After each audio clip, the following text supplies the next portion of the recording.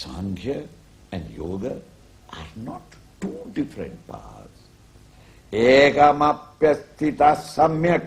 If you consistently live on one, choose anyone.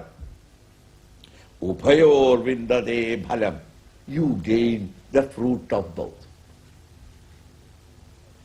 The statement is deliberately made that way. Why? The Arjuna's enthusiasm increases. How can I?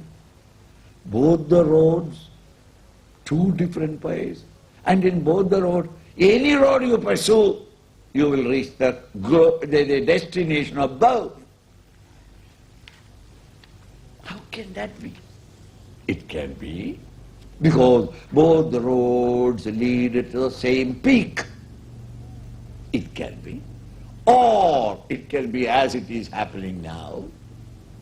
Isn't it? Number 101, highway itself becomes highway 43. Why? A board is kept there. The same road. How can I reach 43?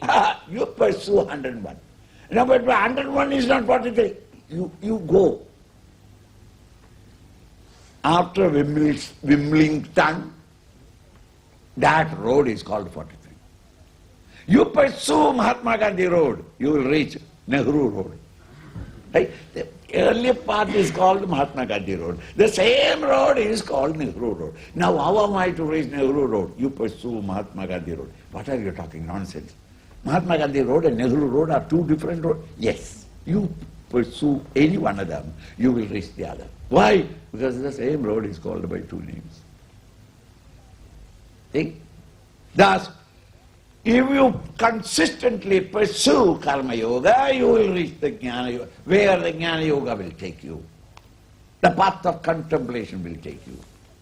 Or you pursue the path of contemplation, you will gain the results, the purification of the mind which you can gain through Karmayoga. Both of them give you the same and take you the same goal or destination.